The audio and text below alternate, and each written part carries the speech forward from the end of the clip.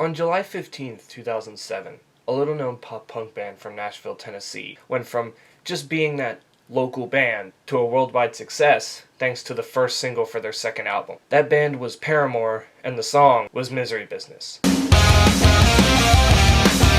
You couldn't escape this song, and to this day, it still gets airplay and streams, despite being almost 15 years old. It became a mainstay at Paramore live shows for 11 years, but suddenly in 2018, the band announced that they were pulling the song from future live shows. This wasn't just an ordinary pulling the plug of a song. This ended up being known as the time Paramore intentionally canceled one of their biggest hits to date. This is the story of Paramore canceling Misery Business.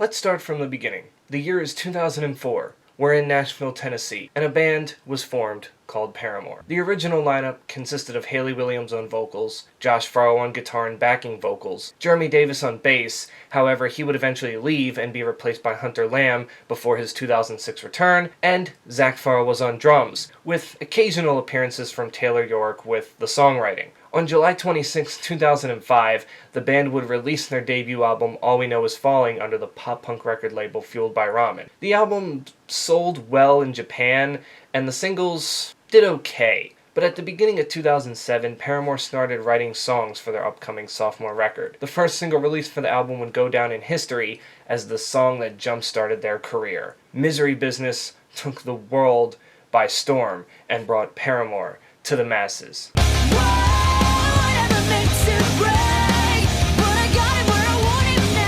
Everyone, including their mother, would jam to this song. It even helped their album Riot, which was released a month before, rise in sales, and it helped spawn the other three successful singles, Hallelujah,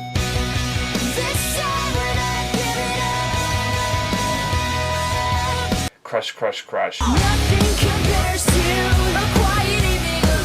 and That's What You Get. That's what you get when you let your heart win. It was pretty obvious that at this point, Ms. Biz was their new live staple. Starting in 2007, the band would debut the track live, and for years, it would be the song that would finish off the set list, and it eventually got so good that it made its way onto the encore performances. However, come 2013, Hayley Williams seemed fed up with the song in general. She started inviting fans on stage to sing the song, and Hayley would just sit back and basically cheerlead. When asked what she thought about the song in a 2015 interview, she had this to say: "Misery Business is not a set of lyrics that I can relate to as a, at the time, 26-year-old woman. I haven't related to it in a very long time. Those words were written when I was 17, admittedly from a very narrow-minded perspective. It wasn't really meant to be this big psychological statement about anything. It was quite literally a page in my diary about a singular moment that I experienced as a high schooler." It was obvious that Williams was growing further and further apart from the hit song. However, when the band released their 2017 album After Laughter in May of 2017, the band would continue to play the song live. However, on September 9th, 2018, which happened to be the final show of the After Laughter era, Williams surprised the crowd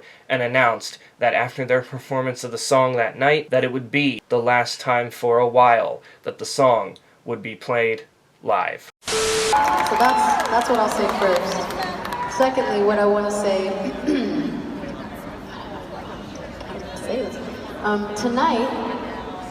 tonight we're playing this song for the last time for a very long time.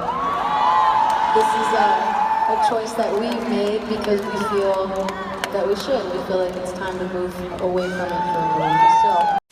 Now, we've seen this before. Bands get tired of playing a hit song that they just stop liking. Like Radiohead with Creep, or The Strokes with Last Night. Even others like Brendan Urie of Panic at the Disco has shown his frustration as he continues to play the hit song I Write Sins Not Tragedies every single show. What a beautiful wedding, what a beautiful wedding, says a bridesmaid too. Oh yes, but what a shame the poor groom's bride is so slutty.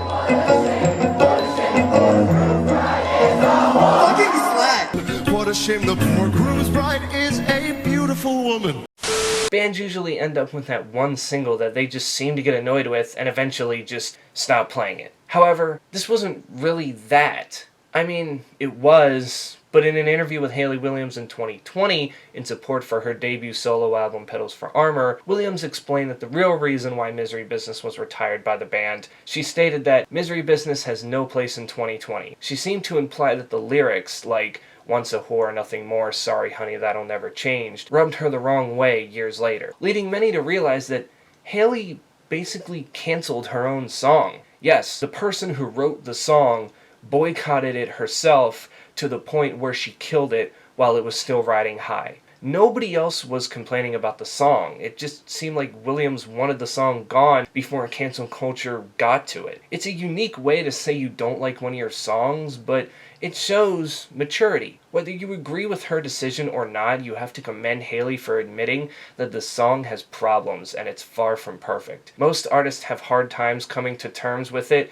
but she pulled no punches. In the end, it's her band, her decision, and I do believe that eventually they will play the song live again, like most bands do when they quote-unquote retire a song. How long will it take for them to do so exactly? I don't know. But for now, it gives the band other chances to play other songs that they feel comfortable with on live sets, and most of all, it makes Hayley happy. So what do you guys think? Did Hayley intentionally cancel Misery Business, or was this just another one of those "I don't like the song, so I don't want to play it anymore" moments? Tell me in the comments below, and until then, stay safe out there, wear your mask, and I will catch you all in the next one.